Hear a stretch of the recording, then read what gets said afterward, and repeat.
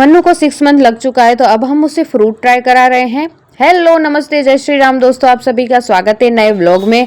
सुबह सुबह ही मैं रेडी होके मन्नू को लेके जा रही थी बिल्डिंग के नीचे। मुझे थोड़ा बहुत काम है क्योंकि मन्नू के पापा जा रहे हैं 4-5 दिन के लिए घूमने बाहर, तो उनको ट्रैवलिंग में जो भी जरूरी सामान चाहिए था वही लेने गई थी और थोड़ा बहुत नाश्ता भी साथ में भेजूंगी, तो अगर उनको बीच में भूख लगी तो वो खा सकते हैं, तो वही तैयारी करनी थी, तो उसके लिए गई थी। मन्नू साथ में थी तो मैं कुछ भी व्लॉग शूट नहीं कर पाई और फिर घर आ गई दोपहर हो गई थी, तो मुझे भूख लगी थी, लंच टाइम भी हो गया था, तो मैं यहाँ पे लंच करने बैठी तो मन्नू बार बार मेरे पास आ रही थी, खाना मांग रही थी, तो उसे गोदी में लेके ही मैं खाना खा रही थी।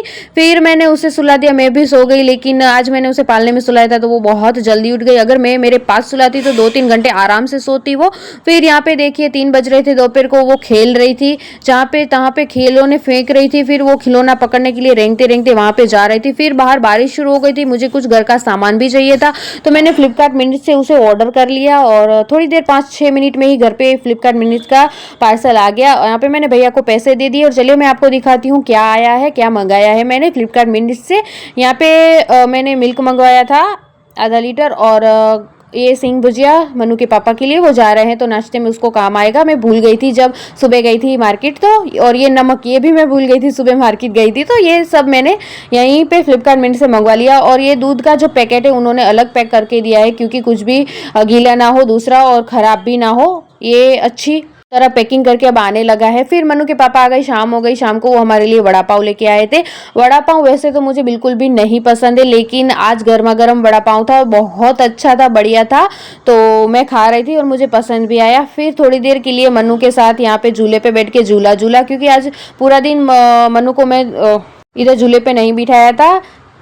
झूले पे बैठ के मेरे साथ झूले में झूल के एकदम खुश हो गई और फिर भी वो बोल रही थी झूले पे जाने के लिए, बार बार उधर ही देख रही थी झूले के वहां, लेकिन फिर उसने मेरे बाल पकड़ लिए इतनी जोर से क्योंकि मैं उसे झूले पे नहीं लेके जा रही थी। बहुत जिद्दी होती जा रही है वो आजकल और मेरे इतने बाल उसने खींच लिए कि मेरा सिर जो है चमचमा रहा था थोड़ी देर के लिए। फिर पापा जो है मार्केट से फ्रूट लेके आए क्योंकि आज मनु को फ्रूट ट्राई कराने वाले हैं हम। एप्पल या बनाना कुछ भी तो ट्राई कराएंगे, ये वाले बनाना नहीं खिलाने हैं बच्चों को, उसके लिए पापा स्पेशली ये छोटे वाले जो बनाना होते हैं वो लेके आए हैं। फिर मैंने डिनर बना लिया। डिनर में आज खिचड़ी और पराठे और टमाटर का साग था।